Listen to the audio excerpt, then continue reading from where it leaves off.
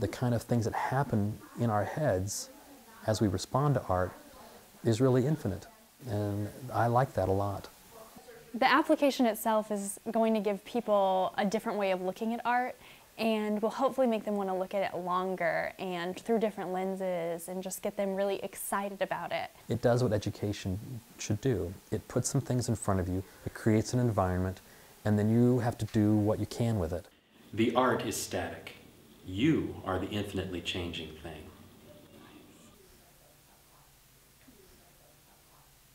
Like, just, you know, like milkmen and like UFOs, you know, like weird 2001: A Space Odyssey, except all the actors are like animals.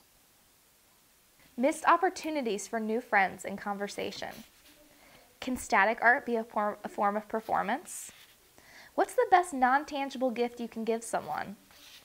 Forget where you are. Those are examples of my meta prompts from New York. There was an interesting prompt that almost made me cry one day when we were testing in the museum. Kayla wrote a prompt. It's the year 9050 and the artwork in front of you is the only thing left of the human race. What can you infer about humans and humanity from this piece? And I happened to be in front of an impressionistic sort of waterfall painting with no evidence of human life in it whatsoever. And I just got really emotional, like, oh my gosh, we never mattered. Nothing we did was of any use or value whatsoever. And then I caught myself and I thought, oh wait, but this is a painting of that, so a human did that. So I came up from the depths where I almost like broke into tears just a little bit. I could feel it coming.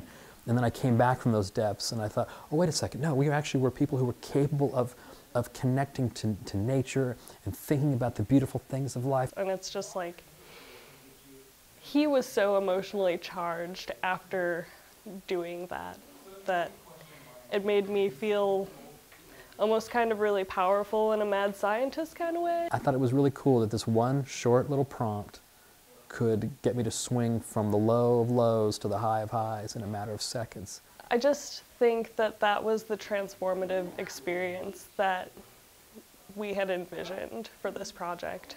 New York, New York, New York. I think that New York as a whole more solidified what we were doing, because before I was on board with the prompt idea. I thought it was a great idea, but I wasn't, you know, once you do something for so long, you get kind of tired by it. It's good to get out of Muncie. It's very like secluded in Muncie. When we went to New York and I thought about the prompts there in the context of different museums and in the context of a city where there's so much street art and so much art just happening around you all the time, it all just kind of made sense. I'm like, yeah, this is cool. What we're doing is really awesome. I think New York is like one big museum. I started to think of the galleries as neighborhoods, because that was very interesting to me, that each neighborhood that we went to in Manhattan had a different feel to it. And so I would start thinking about the differences between galleries, and that helped me come up with a lot of prompts. I wrote a prompt about the subway, how when you get on the subway and you like go up the stairs, you are on a street. So I was kind of like thinking of the paintings as subway stops. So if you were to like go into a painting, like where would it take you? Transit is such a central part of New York because there are so many places to go that you have to have some way to get there. Driving into New York, however, was an absolute mess. Going into New York was absolutely terrifying. On a Saturday night on the Brooklyn Bridge, going through the toll, I wouldn't want to go through that again. The second half was scary because Aiden's a bad driver. We had a great time in the car, listened to some music, even some NPR podcasts, great stuff. I think that especially with our trip to New York and being in the car with each other for so many hours, I guess maybe I would just have needed a break from some of the people in the group after New York. There was one day I felt like crying. The times where we have like 2-day-long arguments about what is best. We would rabbit hole into one little topic and that would just cause another argument.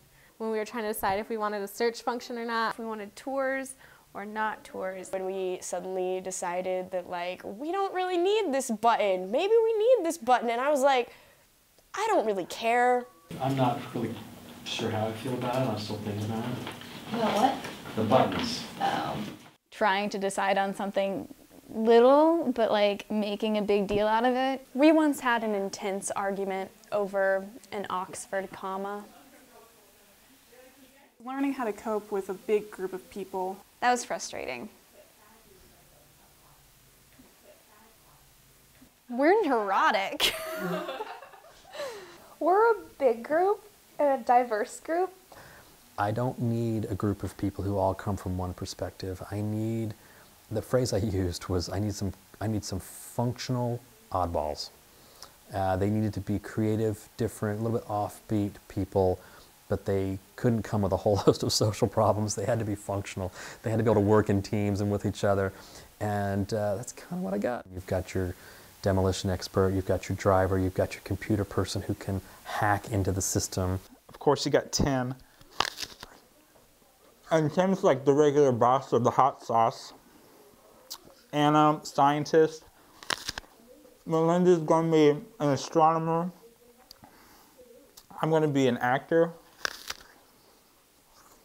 Janie doesn't know this yet, but she's going to end up being a cosmetologist.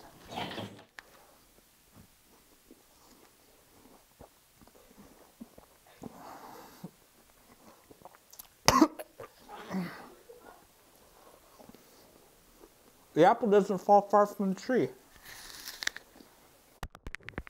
But, you know, we're a good family. When you're around your family all the time, you kind of have to get away from them at the end of the day. Sometimes it's like that. Today's a good day. But other days, like when we're fighting over button placement, those are just days I need to get away from my family.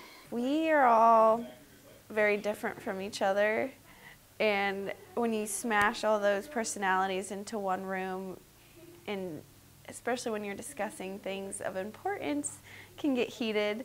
In the end, we still come to conclusions, and I think everyone pretty much likes each other for the most part. I love the group a lot. Everyone's a lot of fun, and they're respectful and funny, and I don't know, I think we all work well together and kind of bounce ideas off of each other well, and I think it's turned out really great. I don't think I would want anyone else. I don't think anything's missing from our dynamic.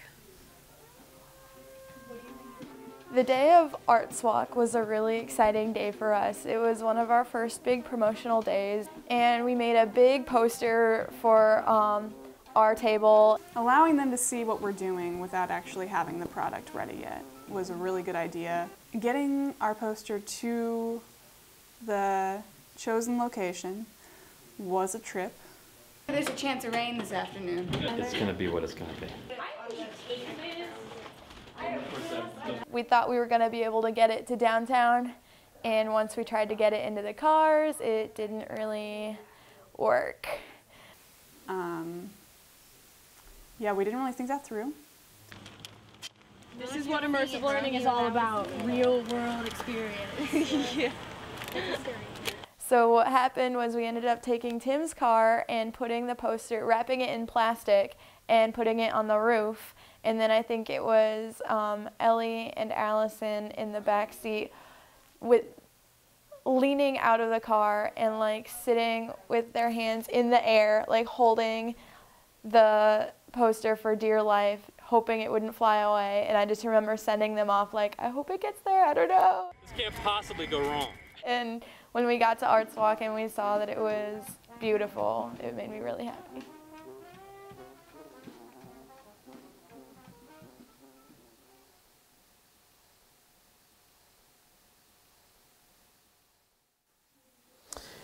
In my regular honors classes, I'd sometimes teach a writing system called the method. I took a class from Tim first semester last year, and he made us write these papers called the method. And I can't believe that I signed up for this project after taking that class from him. Sorry, Tim. Anyways, he told us to come up with a thesis, prove that thesis right, and then pretend that thesis can't exist and say a bunch of things to disprove that thesis. And then do it again. That paper wasn't a lot of fun to do. This is like a semester-long method paper, because what we're doing is we're looking very intently at one text, and that text is the David Owsley Museum of Art and the art within it. We're looking at it again and again. We're asking different questions about the same information, the same paintings, the same sculptures, what have you, and we're getting new insights. So I hope there's a lesson that people are taking, that the longer we look, the more closely we look at something, the more you're going to get out of it. There are all these new definitions of art and new concepts that I had never even thought about before. I think that that's some like invaluable experience right there, learning that. This is very different than anything I've ever done before. Building a project from scratch with a group of people, because that's not really something you do in other classes. I don't know, I've been very, I don't know, it's reassured my faith in humanity that we can do a project, we can get along and make it happen. That's one of the best things about this group, is that nothing can really get us down. We may be down for a little while, but we get right back up, and that's been a really great experience. I'm really lucky to be able to work with all of these people.